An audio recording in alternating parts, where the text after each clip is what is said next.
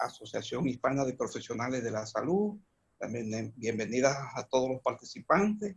El APSI, que fue fundada hace 30 años y presenta este programa, La Hora del Neurólogo, cada miércoles a partir de las 8 de la noche.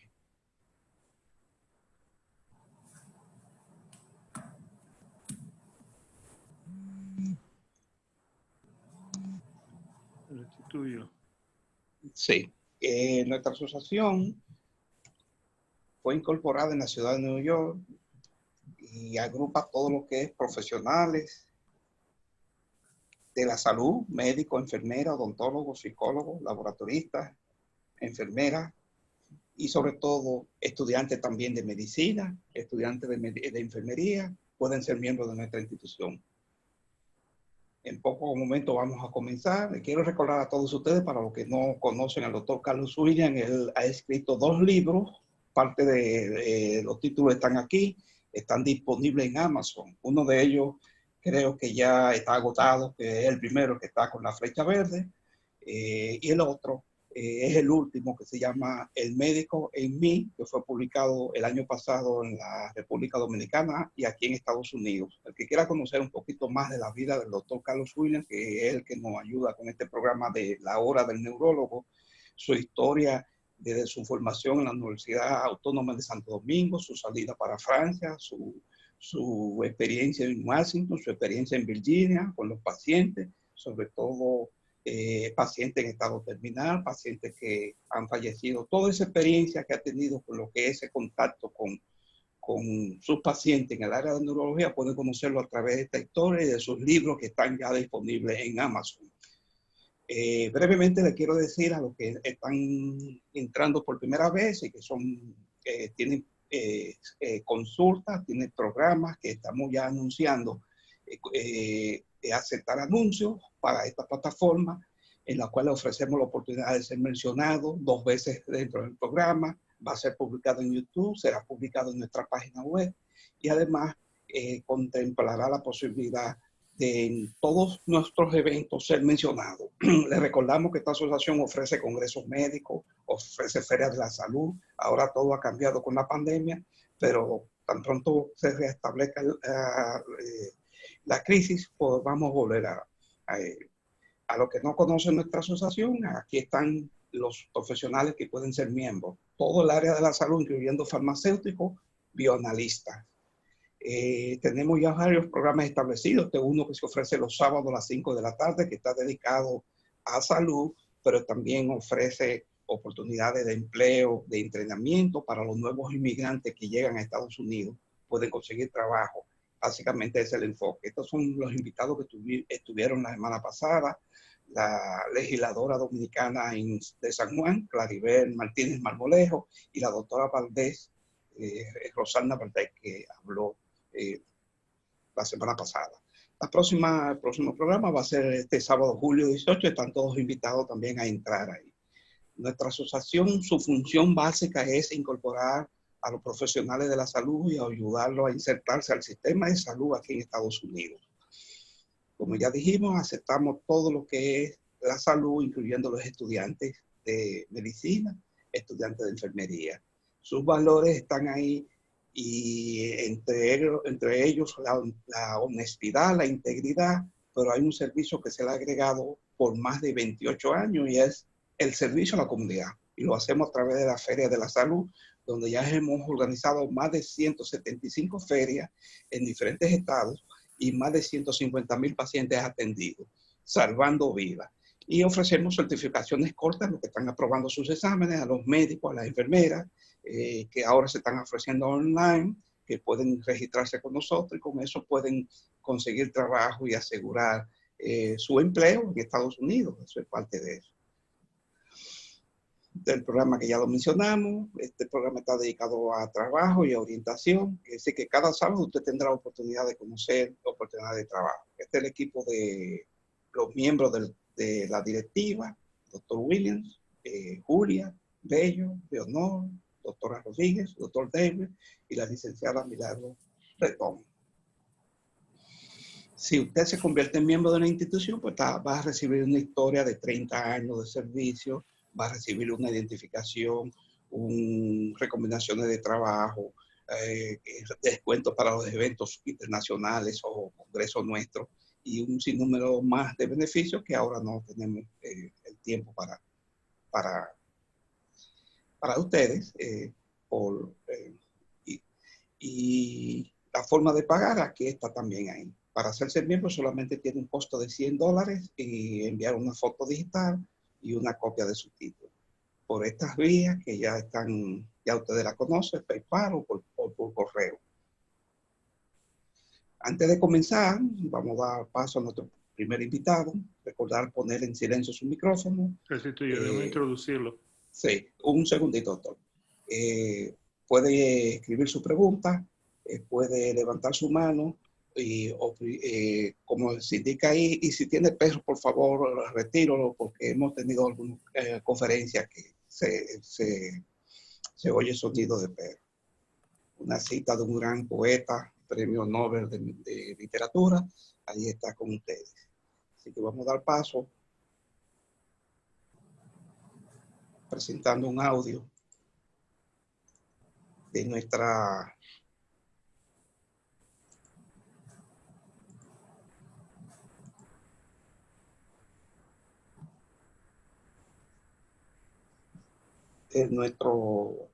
perdón, que estamos se está oyendo. Para conocer de qué estamos. Saber cómo se oye mal.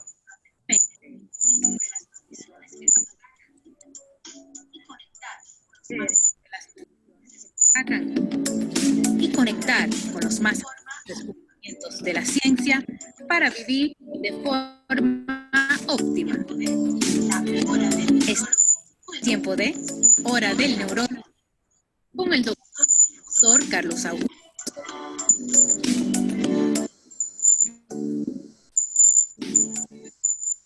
Muchas gracias, doctor. Hágalo de tuyo, que tiene un ruido.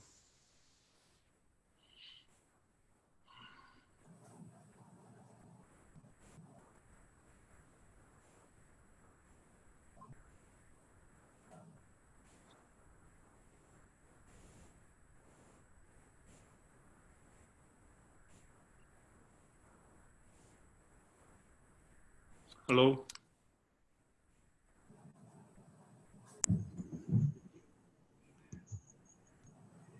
Hello.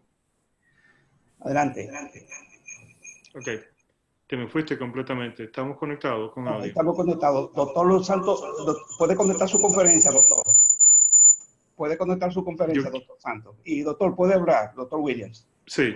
Puede subir la conferencia, Diógenes. Yo quiero permitirme que ustedes, introducir a ustedes al doctor Diógenes Santos Pérez. Y para mí es un honor que él haya aceptado esta invitación tan humilde de nosotros de participar en este programa y compartir con nosotros su tiempo. La historia del doctor Diógenes Santos Pérez y yo no nos conocemos, pero yo conozco a su papá porque era mi profesor y sé que la calidad de su experiencia como neurólogo y su entrenamiento van a ayudarnos a entender lo que está pasando con la epilepsia en la República Dominicana y a educarnos con lo que es la actualidad del cuidado neurológico en epilepsia y las cosas que se pueden hacer y avanzar. Y gracias por aceptar y gracias por estar compartiendo tiempo con nosotros. Humildemente, es un honor tenerte aquí. Buenas noches. Primero agradecer la invitación al doctor Carlos Williams, a la Asociación de Profesionales de la Salud de Nueva York. Yo soy el doctor Diógenes Santos, neurólogo, con una formación en epilepsia. La idea de esta primera conferencia, yo diría, es ver un poquito el panorama actual que viven los pacientes de la epilepsia en la República Dominicana, que el panorama no es tan halagüeño. Entonces, la idea es ir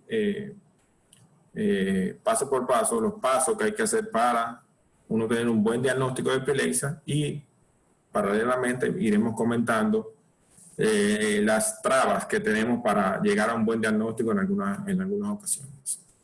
Básicamente los tópicos van a ser epilepsia, vamos a un poquito la definición y la epidemiología, la clasificación de la crisis, los estudios complementarios que necesitamos para llegar a un buen diagnóstico, el tratamiento, hablaremos un poquito de la historia en la República Dominicana, cómo inicia la neurología, y veremos en Latinoamérica un breve resumen de cómo está la epilepsia en Latinoamérica y después una visión personal. Iniciaremos comentando que la epilepsia es definida como una enfermedad que se caracteriza por la predisposición continuada a la aparición de crisis epilépticas con consecuencias neurobiológicas, cognitivas, psicosociales y sociales. Esta definición fue dada por Lila en el 2014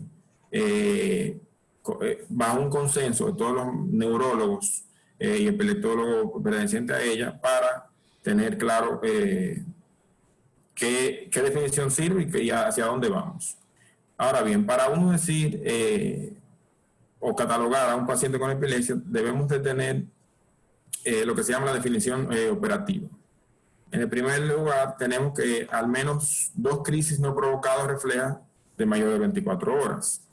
Posteriormente tenemos una crisis no provocada refleja o una probabilidad de presentar nuevas crisis durante los 10 años siguientes, similar al riesgo general de recurrencia, al menos el 60%, tras la aparición de 2 crisis no provocadas. Entonces vamos a hacer un stop aquí.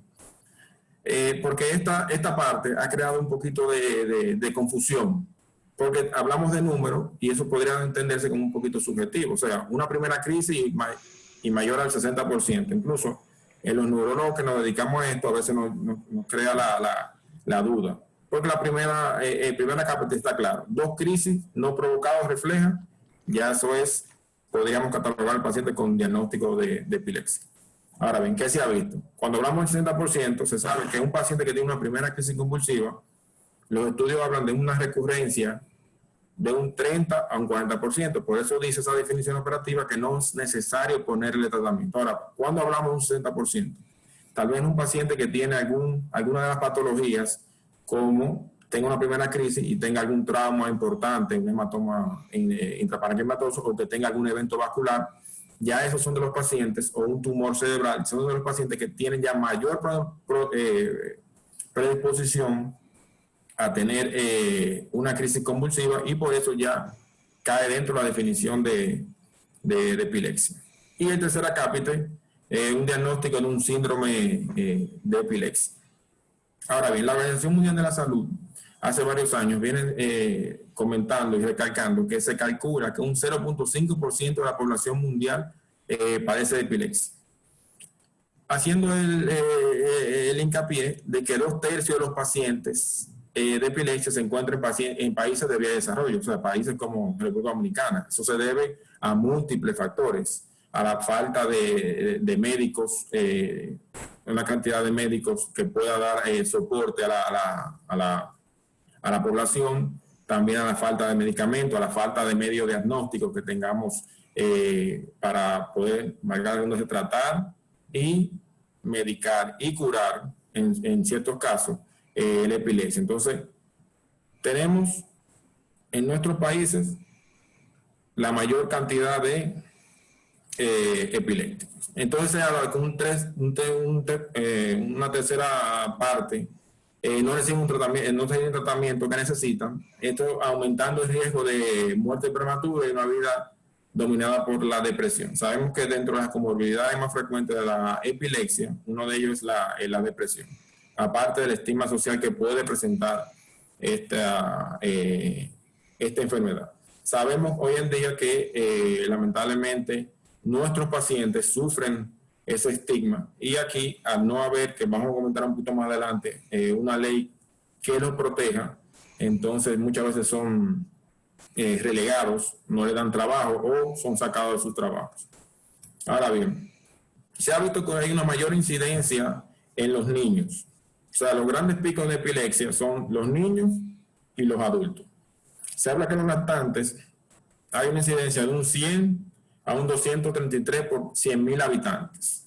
En los infantes baja un poquito la incidencia de 60 a 100 por 100.000 habitantes. Y en la adolescencia se habla de un 30 a 40 por 100.000 habitantes. En sentido general, las estadísticas hablan que a nivel mundial, pero a veces pienso que podemos quedarnos cortos en esos datos, hay de 560 millones de personas viviendo con epilepsia. Esos son los últimos registros de la Organización Mundial de la Salud.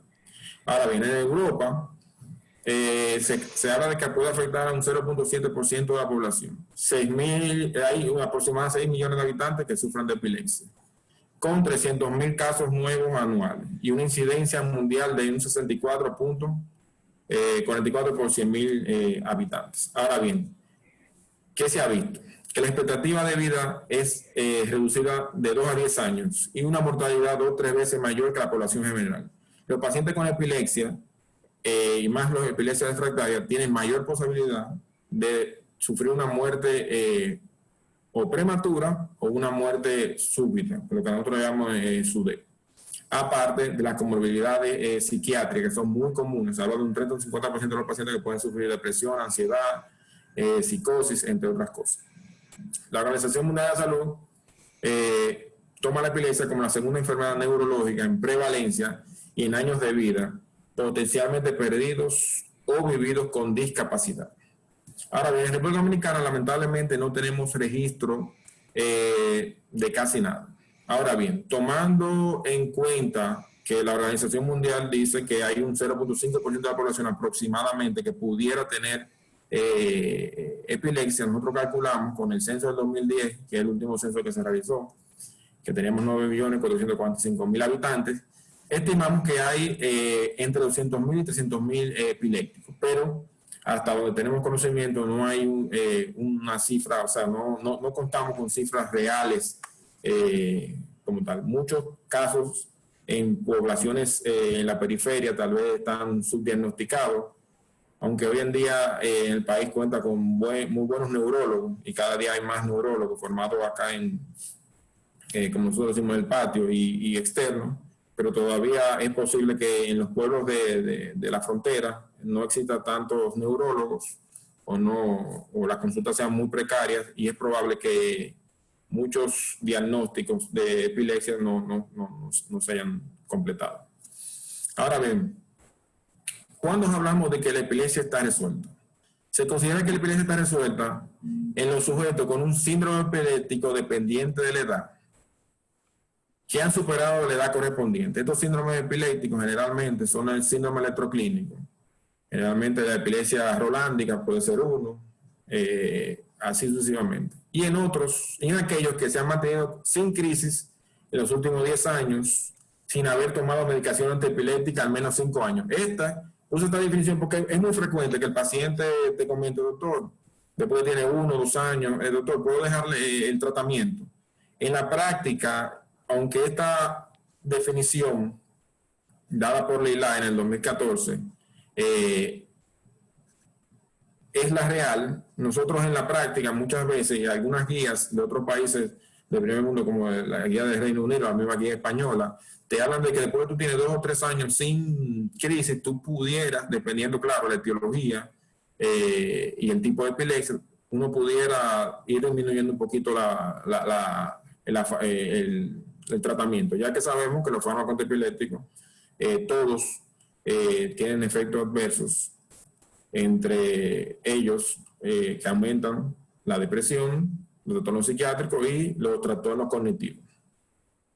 Ahora bien, la encefalopatía epiléptica es una condición en la cual la propia actividad epiléptica contribuye a producir alteraciones cognitivas y de conductas significativas, los cuales van más allá de la enfermedad subyacente, que por sí solo provocaría y que puede empeorar con el tiempo.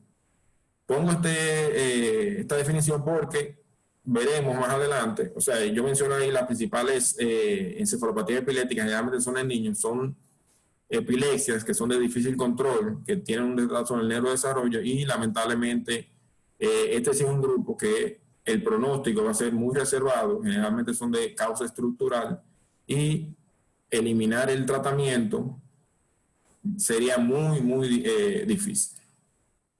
Ahora bien, ¿qué es la farmacoresistencia?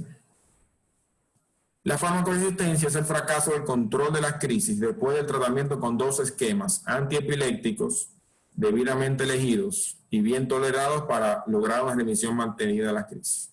Ahora, que una remisión mantenida en la crisis se traduce a un periodo de al menos 3 veces igual o superior al más largo intervalo de 2 de crisis en al menos 2 meses. ¿Por qué ponemos también esto? Porque veremos más adelante que el 30% de los pacientes no se controlan con fármacos. Entonces el tratamiento, lo que hemos visto y lo que dicen los expertos, la literatura, que después que tú tienes 2 fármacos, como dice la farmacoresistencia, un tercer fármaco, es muy poco probable que te controle la crisis. Entonces, ahí uno debería de pensar ya en cómo llevar al paciente a una posible cirugía curativa, que veremos más adelante, pero que lamentablemente en el país, al no tener apoyo de los seguros, lamentablemente no podemos muchas veces llegar a ese punto. Ahora bien, digamos que nos llega un paciente por primera vez a la consulta con convulsiones. Hasta ahí estamos bien. Vamos a hacer una anamnesis muy detallada, porque la semiología clínica es muy importante. Vamos a tener unos antecedentes personales, obviamente. El antecedente obstétrico es muy importante, si el parto fue institucional, si hubo alguna alteración periobstétrica. El antecedente traumático, hay pacientes que tienen epilepsia por algún trauma importante en la niñez o que recibió alguna piedra en la cabeza. También es importante los antecedentes farmacológicos, los antecedentes alérgicos y obviamente los antecedentes familiares, porque hay epilepsias genéticas que podrían tener, pacientes podrían tener mayor predisposición, no necesariamente tiene que ser directamente, no es que tengo una epilepsia genética y mi hijo va a tener epilepsia, sino que podría haber mayor predisposición a tener epilepsia. O sea, hasta ahí está bien. Uno como neurólogo pudiera recibir el paciente y hacerle esa anamnesis muy importante. Ahora vamos con la parte del tipo de crisis. Entonces, en este esquema, en el 2017, la ILAE clasificó para mejor manejo de nosotros los médicos generales, médicos, porque hablamos de neurólogos, pero también una confusión puede llegar a un médico internista, un médico de familia, tratar de clasificar la crisis. Entonces empezaríamos por el primer nivel, sería clasificar el tipo de crisis, focal, generalizada, y en caso de que no pudiéramos ver cómo inició la crisis, obviamente la clasificaríamos como desconocida. En los tipos de epilepsia, que es el segundo nivel, entonces veríamos cómo es la epilepsia, si es focal, si es generalizada, si es combinada, y obviamente todavía se mantiene el desconocido. Y en el último cápite, porque lo ideal es cuando tenemos un paciente con epilepsia, es tratar de englobarlo en un síndrome electroclínico, porque eso nos va a dar el mejor tratamiento y la posible etiología. Entonces, lo ideal es a todos los pacientes englobarlo en un síndrome epiléptico. Ahora bien, lamentablemente no siempre es así, pero sería lo ideal. Entonces, a la derecha tenemos las etiologías, recordando que las etiologías que más vemos en adultos son las estructurales. En los niños podemos ver genética, infecciosa, metabólica, autoinmune y desconocidas. Ahora bien, hay epilepsias que pueden tener 2 tipos de etiología. Sabemos que en el adulto la epilepsia del lóbulo temporal, la esclerosis inicial temporal es la más común. Pero ahora bien, la segunda causa es la malformación del desarrollo cortical, las displasias corticales. Entonces, ahí esa malformación del desarrollo cortical entonces cae dentro de las genéticas, por un trastorno genético, pero también un trastorno estructural. O sea que dentro de etiología hay epilepsia que pueden tener 2 etiologías. Y obviamente a la izquierda tenemos las comorbilidades, como yo le mencioné. La más común es los trastornos cognitivos y los trastornos psiquiátricos. Este es básicamente el mismo esquema, pero ampliado en cuanto al tipo de crisis.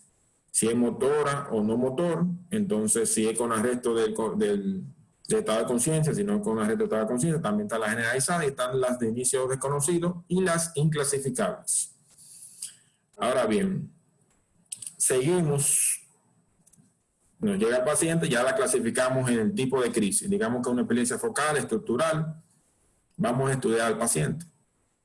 Uno le manda generalmente un hemograma, una glicemia, un perfil lipídico, un electrolito sérico, un estudio de video. Estamos hablando generalmente de un paciente que viene por primera vez. El primer nivel de estudio para un paciente epiléptico es, aparte de la historia clínica, es hacer lo que dice la guía, un electroencefalograma y una neuroimagen. Ahora bien, ¿qué pasa con el electroencefalograma? Primero vamos a mencionar los usos. Primero, establecer el riesgo de recurrencia tras una primera crisis. También sirve para clasificar el tipo de epilepsia y síndrome epiléptico en contexto clínico, para la tipificación de los eventos paroxísticos diagnósticos, para cuantificar de algunos tipos de crisis, porque con el electro podemos ver, como yo le comenté anteriormente, hay pacientes que pueden hacer crisis focales, crisis generalizadas, entonces el tratamiento ahí podría variar. También ver la respuesta al tratamiento. Si te hacemos un electroencefalograma a un paciente que tal vez tenga crisis subclínica o eléctrica, si vemos muchas descargas, sabemos que tenemos que ser más agresivos con el tratamiento, o si vemos pocas descargas, entonces eso habla de que el tratamiento está va bien. Obviamente también para pronóstico previo a la cirugía y post-cirugía. Hoy en día, para llevar a un paciente con cirugía a cirugía de epilepsia, que veremos un poquito más adelante, algunas guías dicen que tiene que tener por lo menos un video electro con 2 o 3 crisis, algunos dicen 4, para caracterizar y ver bien de dónde son las descargas eléctricas, y entonces, cuando se discute en grupo, obviamente, tener un correlato eléctrico, clínico, y obviamente de imagen, que son los casos un poquito más fáciles. También para ver los estatus epilépticos, los convulsivos y los convulsivos, y se puede usar el electroencefalograma para la maduración cerebral y muerte encefálica. Ahora bien, hacemos un paréntesis aquí. ¿Qué pasa en el país? Tenemos el paciente, bueno, ya sabemos más o menos que es focal, le hacemos su electroencefalograma. ¿Qué dice la guía? En primer lugar, tú le mandas a hacer un electroencefalograma convencional. Son 30 minutos. Pero, ¿qué sabemos?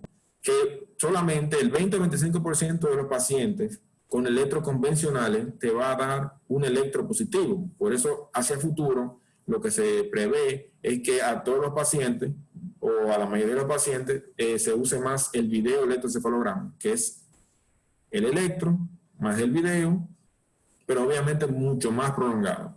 Aquí en el país tenemos problemas con eso. O sea, el estudio más de primer orden para hacer el diagnóstico, las aseguradoras, los seguros, solo te autorizan un solo electro, me parece, por año, y es el convencional, de 30 minutos. Pero, como les dije, solamente un 20-25% sale positivo. Entonces, ¿qué te dice la guía? Bueno, después de ahí puede hacer un segundo electro con privación de sueño. O sea, le decimos al paciente, acuéstese tarde en la noche y venga al otro día para que la actividad neuronal esté excitada y poder tener más posibilidad de encontrar algo.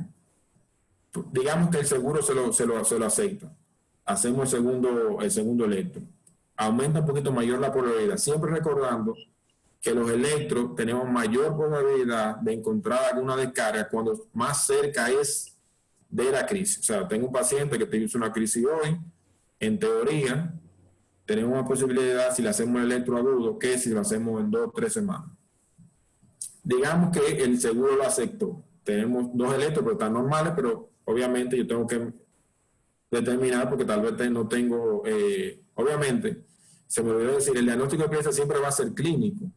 Si tenemos la creencia de que es epilepsia, son crisis reales, obviamente uno ya va al tratamiento, pero hay ocasiones que tenemos la duda o queremos confirmar si la epilepsia, como le digo, es generalizada o es focal puramente, o la crisis no cumple todos los requisitos. Entonces ahí viene lo que se llama el video electroencefalograma. ¿Qué pasa? En este país los seguros, las aseguradoras no se han puesto de acuerdo con nosotros, no sé, con la sociedad, con nosotros los neurólogos.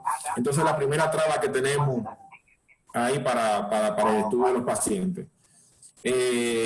Lo ideal sería, si el paciente va a cirugía o uno quiere caracterizar bien las crisis, o son pseudocrisis que son muy frecuentes hoy en día como diagnóstico diferencial, sería monitorizar al paciente el mayor tiempo posible.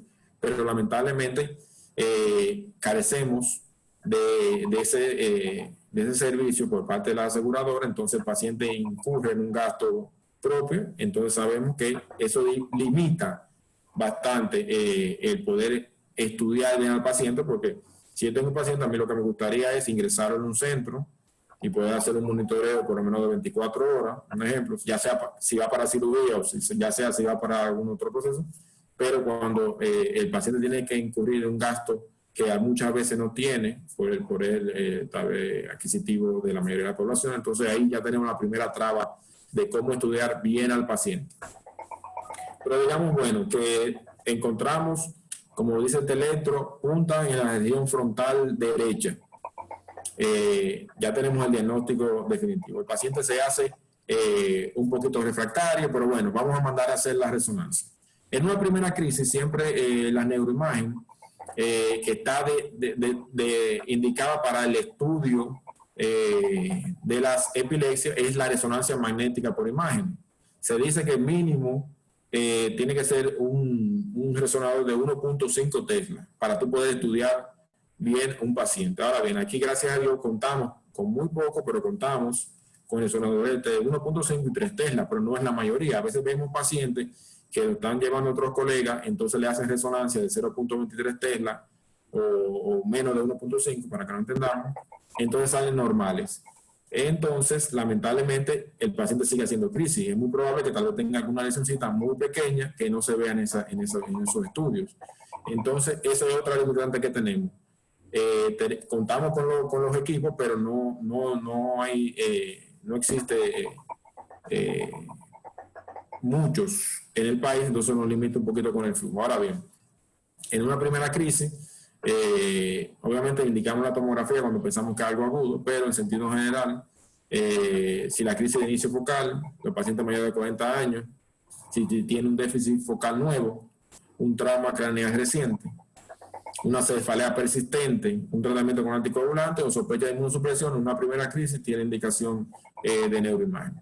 Pero bueno, digamos que hasta ahí hay convenios con los aseguradoras y ellos te aceptan una resonancia. Pero yo sí exhorto por esta vía mandar a hacer, si es para estudio de epilepsia, una resonancia de alto campo, mínimo 1.5 Tesla con protocolo convulsivo, porque son unos cortes especiales que dan en los hipocampos, y aparte de eso que sea el informe, muy preferentemente, tenemos hoy en día muy buenos neuroradiólogos en el país, porque son el personal que nos va a ayudar si hay alguna anomalía pequeña, tratar de diagnosticarla y bueno, ver cómo se pudiera en un futuro, si se hace refractaria, el tratamiento. Bueno, pues entonces digamos que tenemos el video corto, el paciente hizo un esfuerzo, pagó su dinero, hizo un video de 4 o 8 horas y tenemos la resonancia. Ahora bien, ¿qué pasa? Hay veces que tenemos el electro positivo, pero la resonancia sale normal, porque no todas las lesiones salen en resonancia. Las displasias corticales tipo 1, como mencionamos, las malformaciones de desarrollo cortical, a veces son un poquito difíciles de ver. Entonces, pasamos a un segundo nivel de estudio del paciente. Y aquí es que tenemos el gran problema en el país. Hoy en día, la tomografía por emisión de fotón... Sí, perdón. La tomografía por emisión de fotón simple, o el SPECT, que es lo que estudia el flujo sanguíneo cerebral, que está indicada, como podemos ver, en epilepsia retrotemporal neocortical, en epilepsia parcial no lesional, en la epilepsia parcial bilaterales, en la discordancia, cuando tenemos el video electro que origina la crisis de un lado y la resonancia dice que la lesión es de otro, y la semiología no deja la duda, que hay un grupo importante de casos así. Entonces está indicado este estudio, el SPECT, y más adelante veremos el PET. Son estudios que ya en el país, gracias a Dios, contamos. Solamente tenemos un centro que hace el SPECT y un centro que hace el PET, pero son estudios lamentablemente costosos para la gran mayoría. Si vemos, donde yo me formé, al haber una ley de epilepsia, los aseguradores estaban obligados a pagar este estudio, porque es un estudio, como les digo, que nos va a ayudar a localizar la posible lesión y si el paciente, porque hoy en día lo que se busca es que si una epilepsia focal y es refractaria, llevarlo a tratamiento quirúrgico, porque eso es lo que va a modificar la evolución de la enfermedad, de la epilepsia. Entonces aquí uno de los grandes problemas que tenemos es eso, que el asegurador no lo cubre, entonces el paciente de nuevo tiene que incurrir en un gasto que a veces no lo tiene, entonces eso traba y eso enlentece un poquito el estudio del paciente. También tenemos la tomografía por emisión de positrón único, el PET. Como les digo, tenemos también, sirve para epilepsia no lesional, epilepsia multifocal en el electroencefalograma, y pacientes con candidato a hemisferectomía por lesiones cerebrales extensas. Les repito, son estudios que se hacen muy frecuentemente. Todo paciente que vaya a cirugía, aunque esté el electro, la clínica, la resonancia, concuerden, generalmente se manda a hacer el PET o el SPECT. La diferencia, el PET lo que evalúa es el flujo de la glucosa. Ahora bien, básicamente la diferencia reside en que el SPECT tiene que ser ictal, o sea, el paciente tiene que hacer una crisis, y en el PET no. Entonces, generalmente en las guías uno ve que se usa mal PET, como recomendé, tú no tienes que quitarle al paciente el tratamiento para que convulsione. En el SPECT sí hay que hacerlo, entonces uno se arriesga a que el paciente caiga tal vez en un estado epiléptico o se complique. Pero bueno, tenemos los estudios, pero son costosos para la mayoría de los pacientes. Ahora bien, el tratamiento. Recordando, como les dije anteriormente, que el 70% de los pacientes epilépticos se controlan con fármacos. O sea, no va a haber problema en ese sentido. Ahora un 30% se va a hacer refractario, como la definición que dijimos al principio. Entonces el 30% es que uno tiene que ir pensando ya en llevarlo a cirugía por los pasos previos que yo le he comentado, pero que lamentablemente ya podemos ver lo difícil que se hace en ocasiones. Entonces, esta gráfica me gusta porque muestra a través de los años la aparición de fármacos antiepilépticos, que hoy en día son bastantes. Desde los bromuros al fenobarbital en 1912, hasta hoy en día el brivaracetam. Ahora bien, desde el nacimiento de la fenitoína, los primeros fármacos de primera generación y los fármacos de tercera generación, todavía las guías nos dicen que solamente el 70% se protege o se controla con fármacos. Entonces quiere decir que los fármacos de primera generación, que generalmente son los que usamos en estos países, o sea, en República Dominicana, porque son menos costosos, lamentablemente sí tienen mayor efecto adverso. O sea, cuando comparamos un fármaco de primera generación y un fármaco de tercera generación, la literatura te sigue diciendo que el 70% es el que se controla. O sea que en esa efectividad no ha variado. Lo que varía es en los efectos adversos. Pero ¿qué pasa? Lamentablemente los fármacos de nueva generación, que a veces uno quiere ponerle a su paciente, son un poquito más costosos. Entonces también eso nos limita. Entonces, cuando tenemos un paciente que es multifármaco y que tiene mucho efecto adverso, eso hace que la adherencia al tratamiento disminuye, entonces nos crea otros problemas.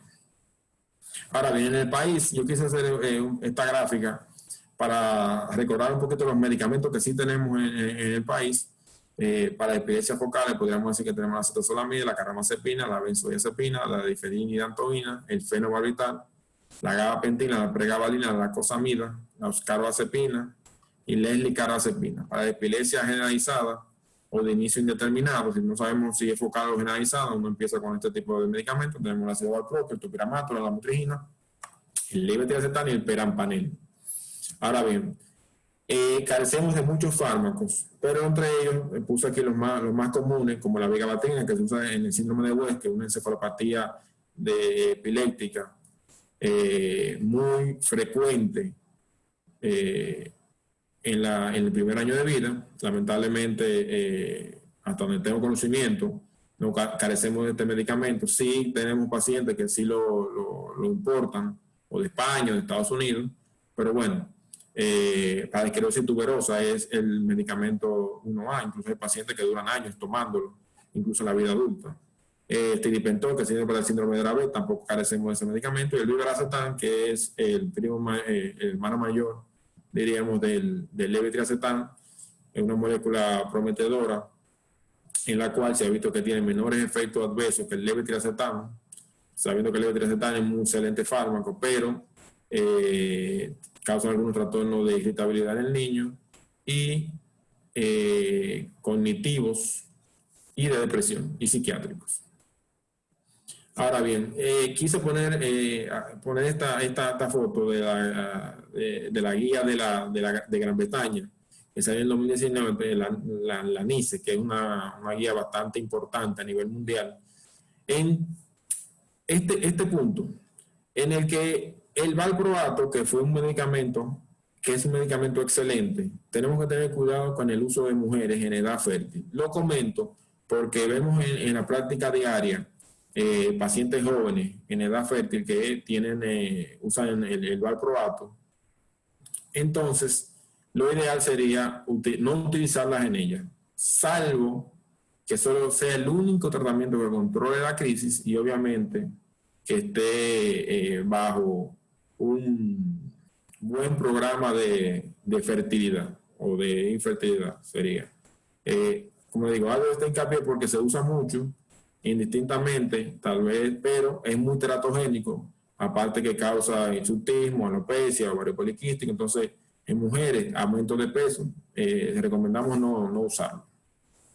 Ahora bien, dentro de otros tratamientos, dijimos que el 70% se controla con fármaco. Ahora bien, el 30% que no se controla con fármaco, entonces hay que llevarlo ya, ir pensando, derivarlo a un centro de cirugía de epilepsia, que lamentablemente no contamos en el país, pero bueno, contamos con muy buenos especialistas, tanto en cuanto a epilepsia, en cuanto a neuroradiología, en cuanto a cirugía, pero un centro como tal todavía carecemos de eso. Entonces, curativo, porque sabemos que los fármacos antiepilépticos no son curativos, son anticrisis, o sea, no te van a modificar a largo plazo la evolución de la enfermedad, solamente lo que te van a prevenir de que haga crisis. Entonces tenemos la cirugía focal curativa, pacientes que tienen una sola lesión, generalmente temporal, que es la que más he estudiado, que concuerde con la parte eléctrica, con la simbología. Bueno, esos son los casos que se pueden llevar a cirugía, que es la epilepsia más común, la epilepsia temporal.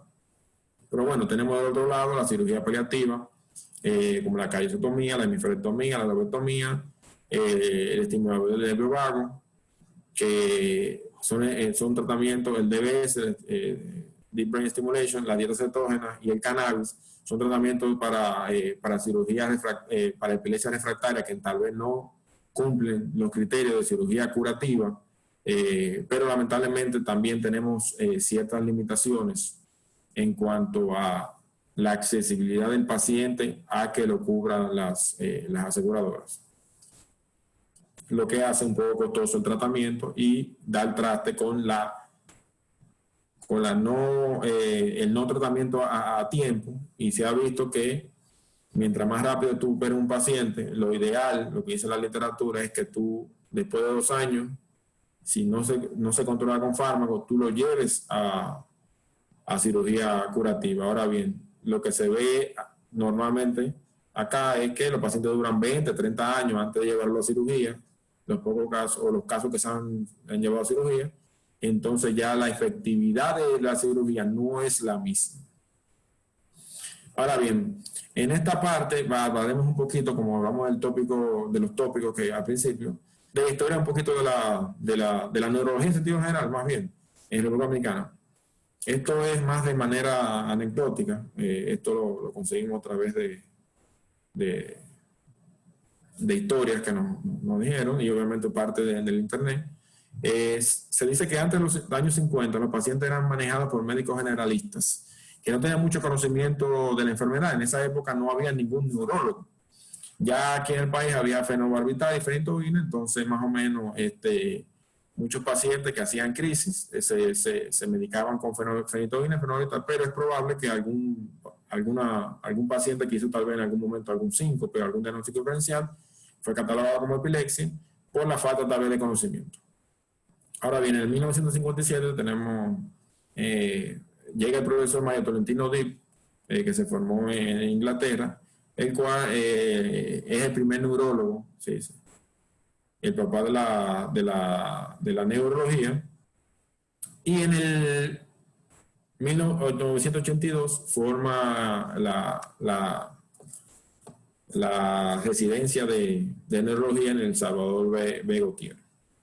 Ahora bien, hablando también de la parte de neurocirugía, tenemos datos de que el doctor Francisco Hernández en los años 50, junto con el doctor Félix Goico, llegaron a hacer una que otra trepanación craneal. Ahora bien, formalmente la neurocirugía se desarrolla con el doctor Ney Arias Lora en el 1959. Anecdóticamente tenemos entendido que en la guerra del 1905, al ser el único neurocirujano, él atendía pacientes de ambos bandos, los dominicanos y los americanos.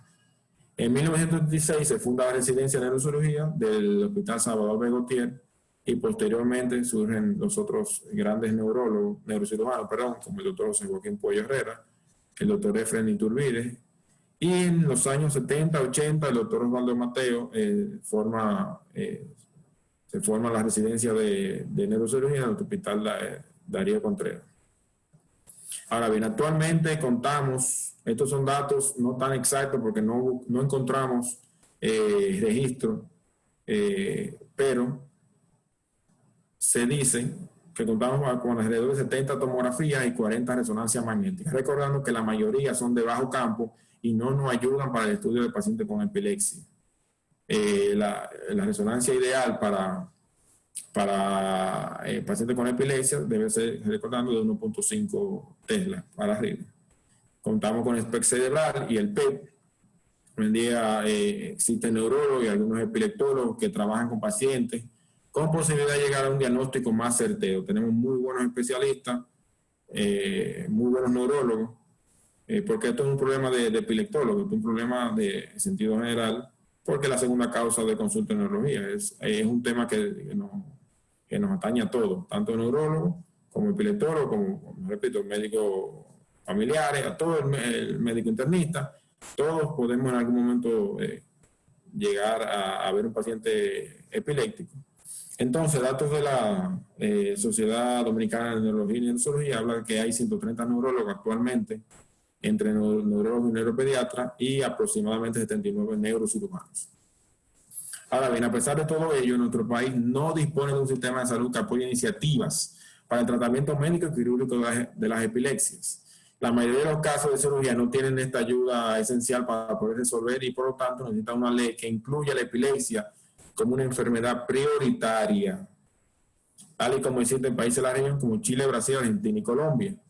Yo me tomé la libertad de traer la ley de Colombia, la 1414, en la cual ellos ponen como el artículo número 1, ellos comentan que la presente ley tiene por objetivo garantizar la protección y atención integral de las personas que padecen epilepsia.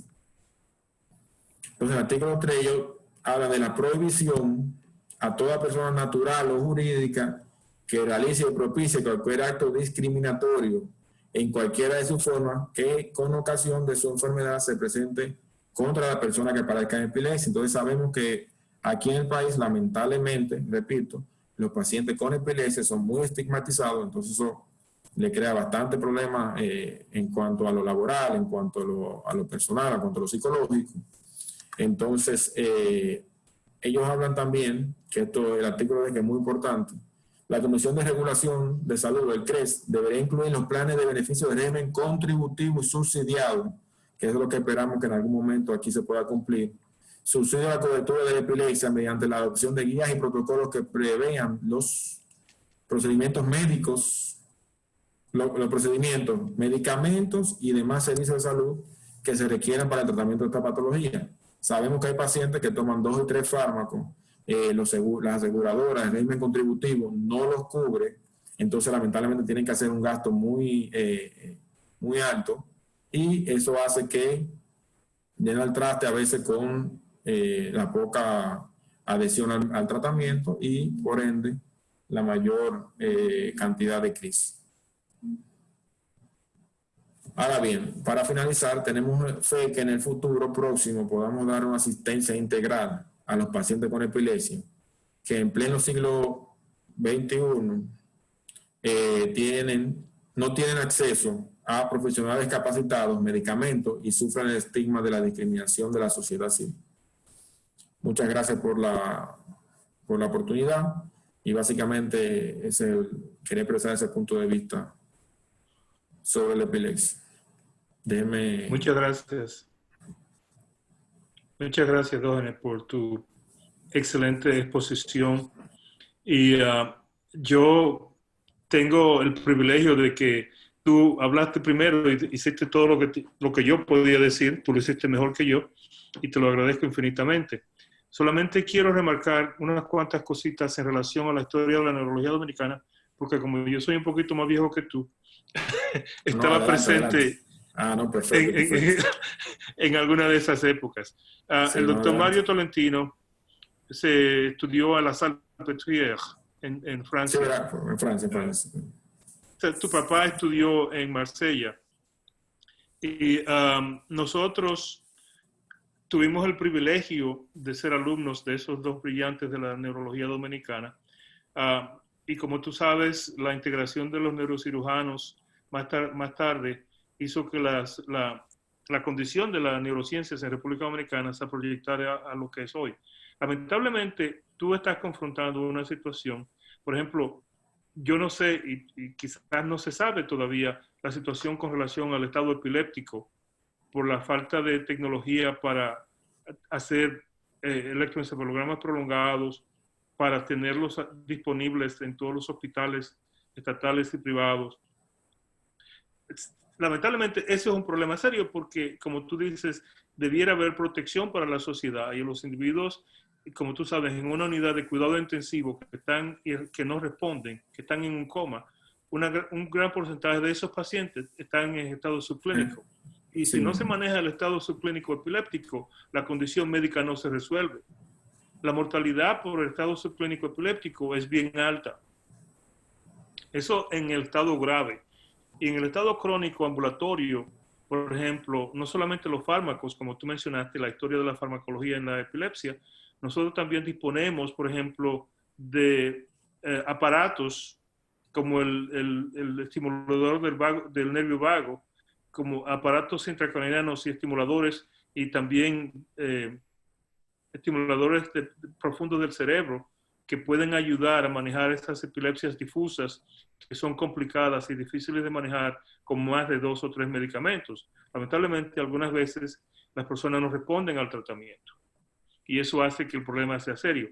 Otro punto que tú resaltaste muy bien es el hecho que las mujeres jóvenes no deben tomar valproic acid o Depakote, no sé cómo lo llaman en Santo Domingo, porque las consecuencias son fatales para las embarazadas debido al riesgo de malformación del feto. Nosotros usamos el levetiracetam o Keppra aquí más que el Depakote en esta población, siempre y cuando no haya una contraindicación clínica. La otra cosa que hace falta legislación en la República Dominicana y en muchos de los países del Caribe es el asunto sobre la habilidad del paciente epiléptico para manejar o conducir un vehículo de motor, operar un equipo pesado. No tenemos eso en las leyes. Y, por ejemplo, en el estado donde yo vivo, una persona que tiene un episodio epiléptico o una convulsión epiléptica, a menos que no se pruebe que ha sido por un factor incidental, tiene que dejar de manejar por 6 meses para proteger a los otros en la población. Esos son hechos legislativos, no corresponden a los médicos de hacer eso. Nosotros no imponemos las leyes, pero las leyes están ahí para proteger al paciente y a la población en general. Esas son cosas que lamentablemente vamos a tener que seguir trabajando para que se puedan implementar, no solamente en Santo Domingo, pero también en los otros países del Caribe y de Latinoamérica, como tú mencionaste. No hay una regulación que sea clara a nivel del área. No sé si restituyo, habrá alguien que tenga la mano levantada. Yo he hablado demasiado Y si hay alguna pregunta, Diógenes, no sé si estás dispuesto a estar con nosotros por unos minutos más para ver si alguien tiene alguna pregunta que podamos ayudar. Sí, sí, claro. Si hay alguna pregunta, alguna duda. No, Sí, claro. Coge. Sí. Sí, abrimos el micrófono para si alguien tiene alguna pregunta. Buenas Sí, noches. Buenas noches. ¿Me escuchan? Sí, muy bien. Sí, sí. Buenas noches, Elena. doctor Restituyo. ¿Sí? Buenas noches. Virginia, Le sí, saluda, adelante. le saluda Virginia. Quiero Sí, agradecer muy especial a usted y a todas las personas por esta excelente disertación. Mi pregunta, no soy especialista en neurología, pues soy una licenciada en psicología, pero conozco un paciente que ya ha diagnosticado de epilepsia hace 60 años. Él, él tiene, digamos, se controla con fármacos desde los 7 años, quiere decir que 53 años ya está tomando los fármacos. Pero le puedo indicar incluso el fármaco que actualmente él toma Valprax, Oxetol y Urbadán. Desconozco en realidad las dosis, pero el tema es que hace 2 años viene sufriendo de problemas de sodio, de bajo de sodio. Es así que tengo entendido que el año pasado fue internado en una clínica para que le pudieran poner el sodio adecuado, los electrolitos que él perdía, supongo que en la orina, ¿no? Estaban bajo los niveles normales, subnormales de este sodio. Tal es así que sé que entró muy mal el paciente a clínica, ¿no? Y mi pregunta es la siguiente, porque hablaba de algún producto parecido como el Valprax que tiene alguna incidencia de efecto secundario. ¿Tendría algo que ver estos medicamentos que está tomando en la supresión de este sodio en la sangre? Sí, mire. Diógenes, ¿tú quieres contestar eso? Yo podría, no sé si usted quiere, doctor, si quiere contestar usted. No, dale para adelante y hablamos los dos. Dale. Sí. Todos los fármacos antiepilépticos tienen su efecto adverso. En un paciente que tiene más de 50 años, o sea, los fármacos, incluso un capítulo especial, los pacientes mayores de 60 años, hay fármacos antiepilépticos que no se pueden dar por los efectos adversos que podrían ser mayores.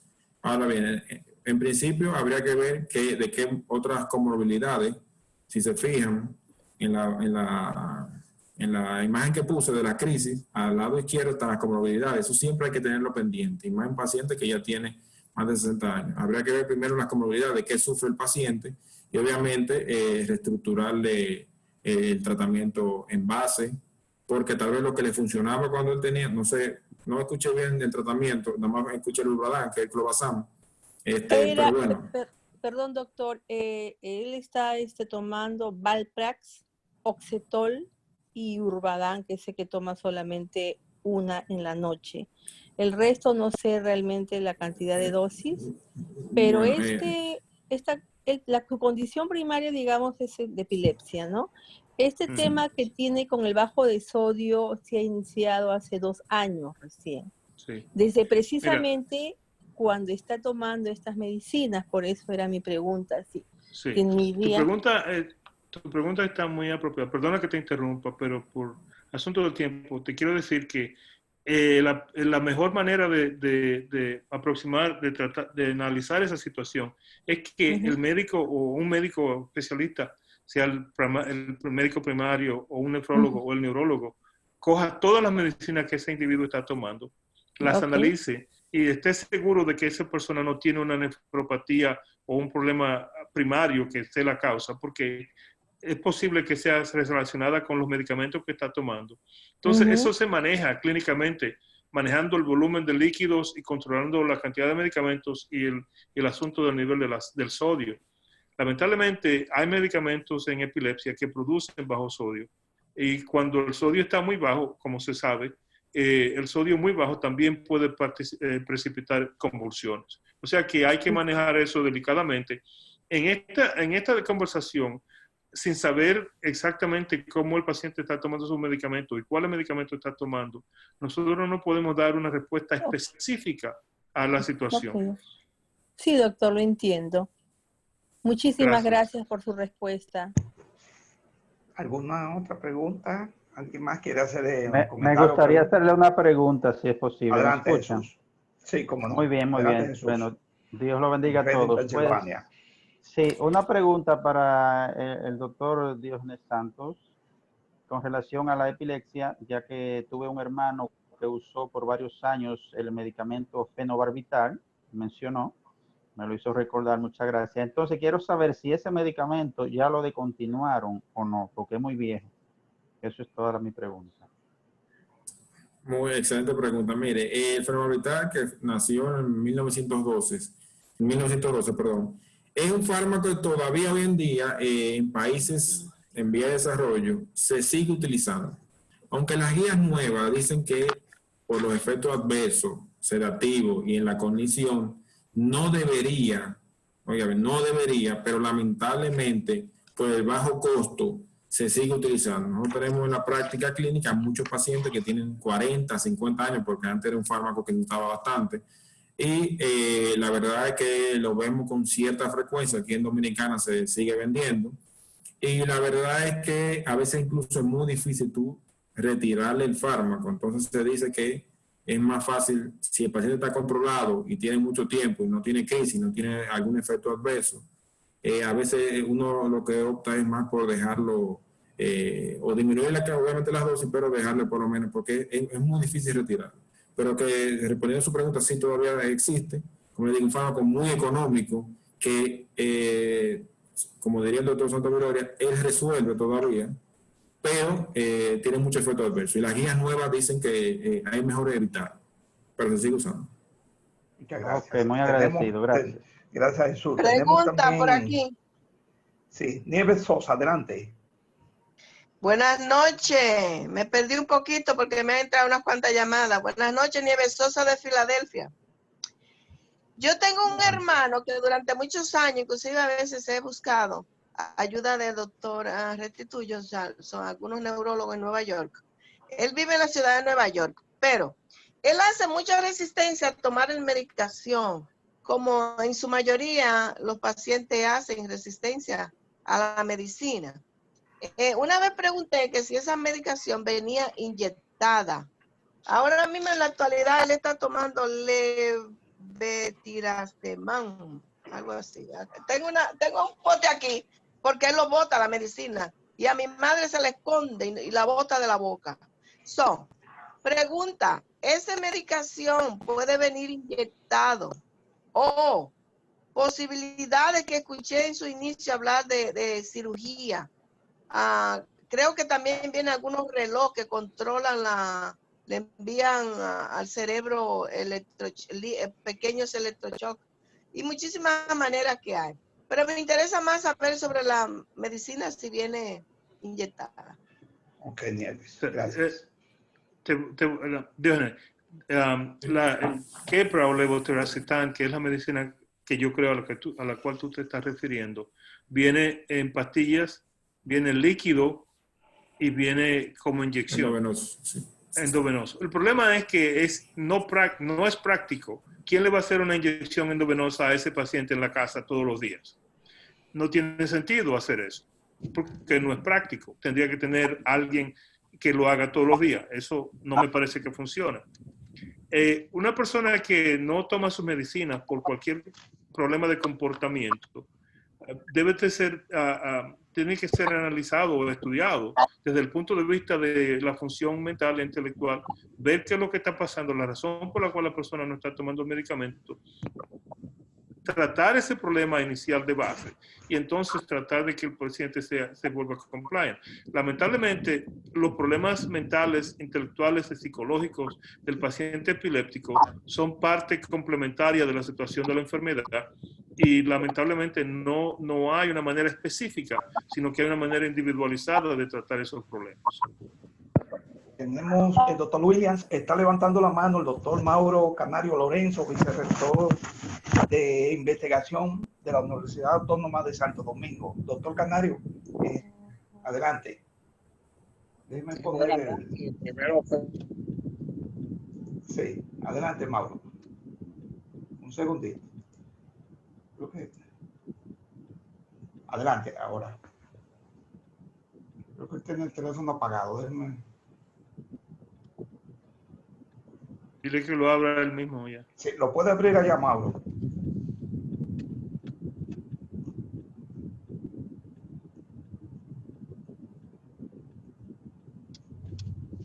Abre el micrófono, Mauro, que el micrófono tuyo está cerrado. Sí.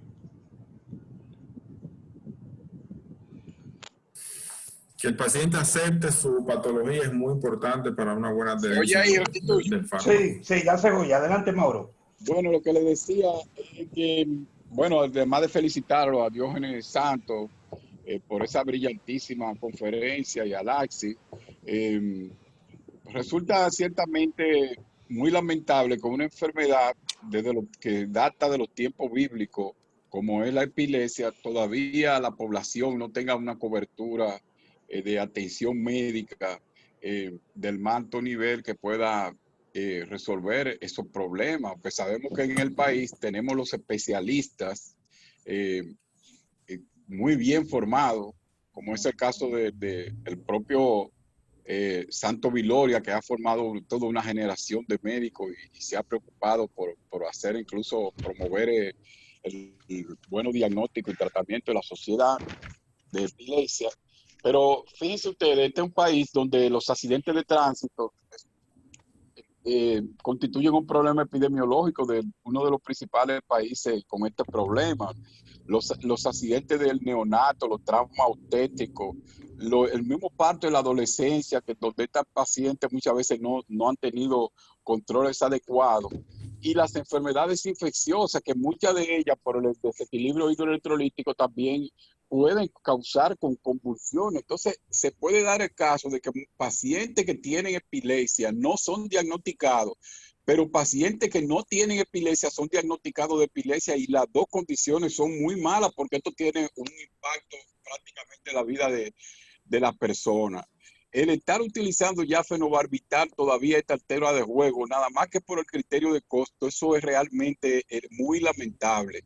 Yo creo que el AXI pudiera hacer un resumen de esta conferencia y mandarla aquí también para que se publique, porque es una vergüenza que nosotros ya todavía en el 2020 estemos utilizando fenobarbital cuando nosotros sabemos que el fenobarbital atenta contra el desarrollo cognitivo, el aprendizaje de los niños, y un niño pobre que no se desarrolla desde el punto de vista psiconeurológico y del aprendizaje, va a tener un pasaje sin regreso hacia la pobreza y va a estar estigmatizado para siempre, de manera tal que vamos a seguir puntualizando todo esto, y que ojalá también en los procesos formativos de tanto de los médicos generales como de la propia residencia médica se rescate en la clínica tradicional de la epilepsia, porque muchas veces hacemos énfasis en los procesos diagnósticos sofisticados,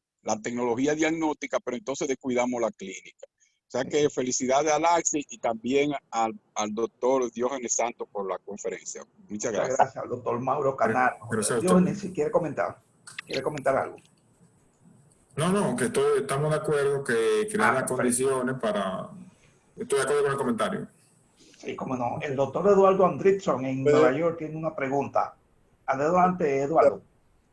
Eduardo, ¿tiene el micrófono abierto? No contigo, no. Eduardo Andrickson. Doctor Andrickson. Que levantó la mano. ¿Puede abrir el micrófono, Eduardo? ¿Me puede escuchar? Sí. Sí, adelante. Sí. Yo soy el papá de ese muchacho que habló. Diógenes. Doctor Diógenes. Ok. Diógenes, sigue, Carlos William. Sigue, Diógenes. Algo especial para ti, Carlos. Gracias, Diógenes. Sí, realmente todo ha estado muy bien, pero quiero hacer un par de acotaciones nada más. La hiponatremia ya sabemos que es más frecuente en los llamados bloqueadores de canales de sodio, que son la motrigina, son en principal carbazepina, oscarbazepina, la motrigina. También ahí está esta molécula nueva que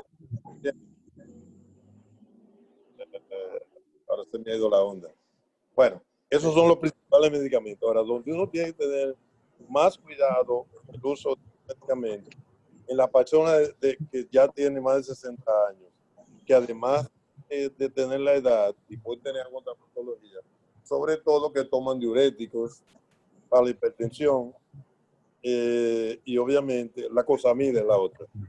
Y obviamente esos pacientes tienen que tener cuidado. El ácido valproico en gente de cierta edad también no es lo más recomendable, porque puede producir temblores y eso. Pero en cuanto al fenobarbital, sigue siendo un medicamento, porque el fenobarbital es un medicamento excelente en un antiepiléptico. Ahora, ya sabemos hace muchos años que debe darse un estudio que se hizo muy completo, una neuropsiquiatra hace muchos años, que puede aumentar los trastornos o producir trastornos cognitivos.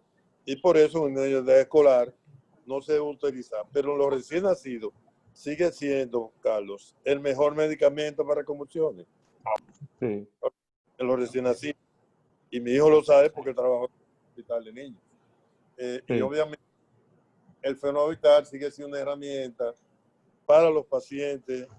Una vez yo estuve en Estados Unidos, allí por ¿cómo se llama? La tierra del jazz. Ahí en New Orleans. Sí. Ahí la fundación de epilepsia norteamericana nos invitó y había un delegado chino y decía que el 70-80%, que el 80% de los pacientes chinos usaban fenobarbital y 80 pacientes en un país tan numeroso como ese, es casi el mundo entero. Y eso te dice que el fenobarbital no podemos eliminar así por así. En eso digo más, solamente los niños. Porque en el paciente adulto está claro. En un paciente adulto que está casado, que tiene y le puede producir una impotencia sexual, tú tienes que tener en cuenta.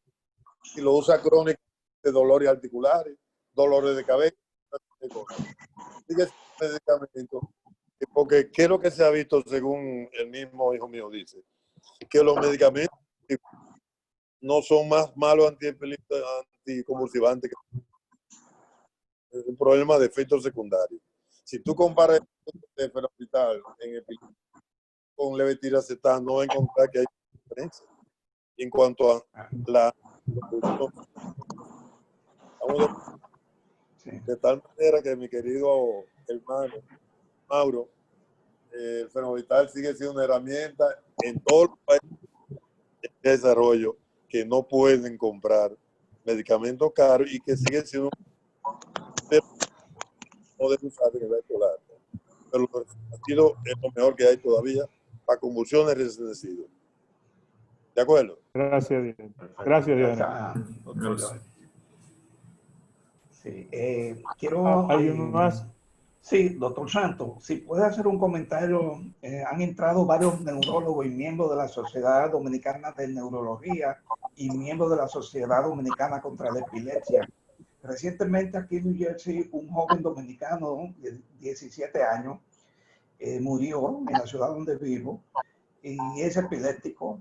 Me quedó la duda de si él tuvo alguna confusión o algo parecido. ¿Cómo está manejando la sociedad los tabúes con el epiléptico dominicano allá? ¿Cómo va esa lucha? ¿Tú te refieres a la muerte súbita en epilepsia o nocturna o durante? Sí, no, al doctor Santos, Diones. No, la pregunta, ¿te refieres a la muerte súbita en epilepsia? En los tabúes y los tabúes, la relación que hay con el paciente epiléptico, qué tipo de deporte puede practicar, cuándo no practicarlo y todo eso. O embarazada, si puede quedar embarazada o no siendo epiléptica. La educación del dominicano. En sentido general, la educación, siempre decimos al paciente que el paciente epiléptico puede hacer su vida relativamente normal respecto a otro paciente, obviamente guardando algunas recomendaciones. En primer lugar, el deporte. Es un tabú que el paciente no puede hacer algún deporte. Obviamente, el paciente epiléptico sí está recomendado incluso hacer cualquier tipo de deporte. Lo que se pudiera uno recomendar Obviamente son deportes como el boxeo, deportes acuáticos, deportes extremos, pero en sentido general, el paciente epiléptico puede hacer cualquier tipo de deporte, si quiere jugar baloncesto, si quiere jugar fútbol. En cuanto al embarazo, también es un tabú. El paciente epiléptico es igual con... la epilepsia es como una enfermedad como cualquier otra, repito. Entonces, la idea es no que ellos se sientan aislados. Por eso, siempre decimos a los pacientes que todo tiene solución. Entonces, en cuanto al embarazo, los pacientes, lo ideal obviamente es que preparar el embarazo con un tiempo antes, que el paciente obviamente esté por lo menos controlado un año previo, que esté en monodosis, o sea, con un solo fármaco, a la dosis menor, pero obviamente sí se pueden embarazar. Claro, esa es la mayoría de los casos. Hay casos especiales como epilepsia de difícil control, que bueno, ya sería un poquito más difícil en ese sentido. Pero como le digo, la sociedad, tengo entendido que sí está llevando... ¿Perdón? No, parece que el doctor Santos Gloria está diciendo algo. La doctora Gisela levantó la mano. Gisela Llorente, parece que quiere comentar algo, hacerle alguna pregunta. Doctora, sí, déjeme ver si puede.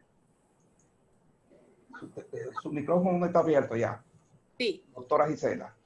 Muy buenas noches. Quería felicitar al doctor Santos Pérez y a todos los panelistas que estuvieron hoy brindándonos esta hermosa conferencia. Yo solamente quería aportar, y mi querido amigo y profesor Santos Viloria se me adelantó, porque nosotros formamos un grupo hace un tiempo y llegamos a hacer protocolos de diagnóstico y manejo de los pacientes para cirugía de epilepsia con un grupo de subespecialistas, todos titulados en el área de neurología a cargo del doctor Santos Viloria como epileptólogo, neurocirugía funcional con el doctor Vidoy, de neurofisiología con el doctor Luis Toussaint y yo como neuroanestesióloga.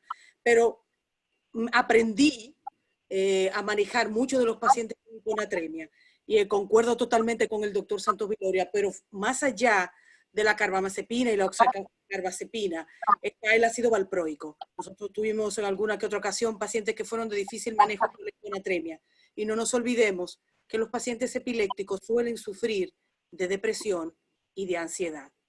Y su hipertensión, que aunque tratada con vasodilatadores y diuréticos, que en mayores de 65 años también cursan con un aumento de la incidencia, no debemos de olvidar de que estos pacientes, al ser tratados con antidepresivos, están la paroxetina, la sertralina, la fluoxetina, los antipsicóticos como el aroperidol y la ridona, que también todos ellos no solamente lo producen aislados, sino que se sinergian cuando se potencian, cuando se aunan con un diurético de asa, por ejemplo, y con un antiepiléptico como por ejemplo la carbamazepina o el ácido valproico.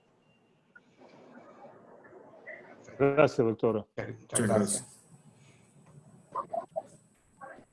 Sí. ¿Alguien más quiere hacer una pregunta? Creo que también alguien más, el doctor Williams. Diógenes, si quieres terminar, yo te agradezco infinitamente a ti y a tu papá por haber venido y compartir con nosotros esta experiencia, que ojalá que se pueda repetir y que tú puedas ser una parte directa de esta actividad, porque puede beneficiar a todo el mundo. Y nosotros la dirigimos no solamente a la República Dominicana, pero también tenemos entes de Centroamérica y otras áreas del Caribe y Sudamérica que puede expandirse, y queremos usar este medio para mantener la actividad de